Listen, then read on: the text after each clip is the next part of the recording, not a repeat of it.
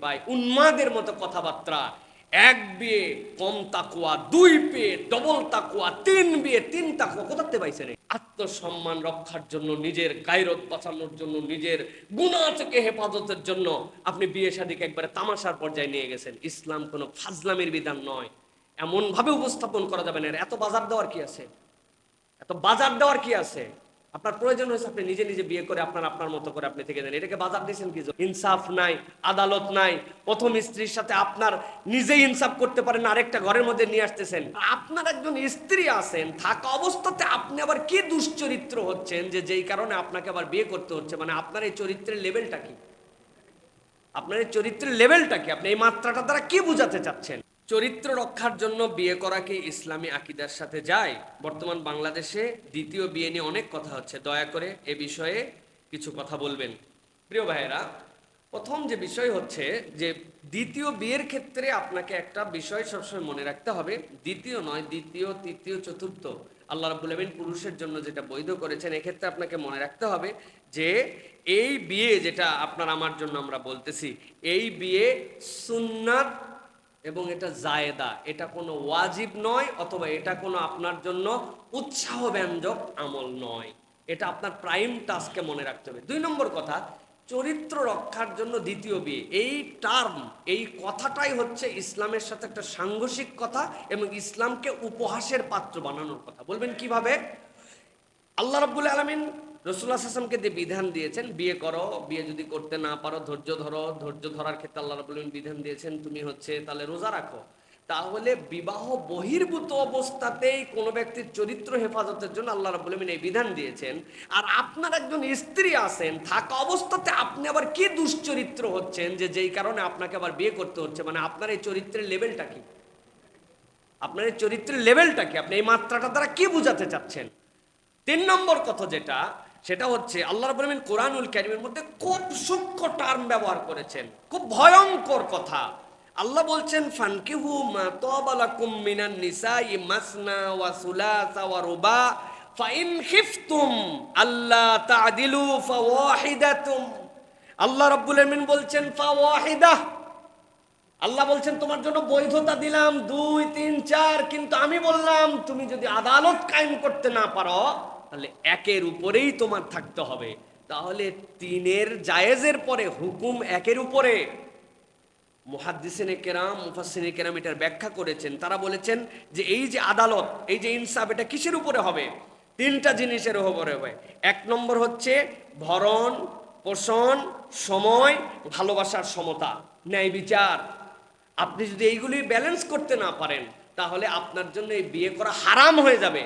এখন আমরা দেখতে পাই উন্মাদের মতো কথাবার্তা।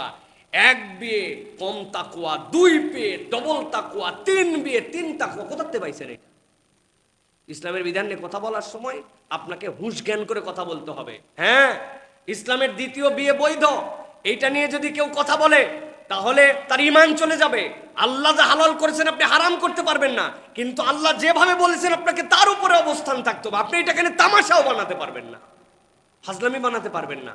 ভালো করে মনে রাখেন একটা বিষয়, এই সমাজে জেনা হয়, ব্যভিচার হয়, অনাচার হয়, জুলুম হয়, হারাম রিলেশন হয়, কঠোর এর উপরে আমাদের বক্তব্য থাকতে হবে যে হারাম রিলেশন ইসলামে বৈধ নয়, ইসলামে জেনা ব্যভিচার হারাম।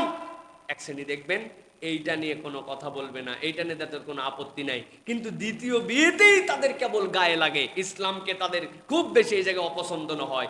এরাও যেরকম ইসলামের বিধানের ব্যাপারে বাড়াবাড়ি করছে, আবার আল্লাহ যেটা জায়েজ রাখছেন ওইটাকে আপনি ওয়াজিব বানাইছেন, ওইটাকে আপনি একদম নবী রাসূলের আমল দিয়ে মানুষ সকলকে কর্তব্য এরকম উৎসাহ দিচ্ছেন। কারণ নাই, কিছু নাই, ইনসাফ নাই, আদালত নাই।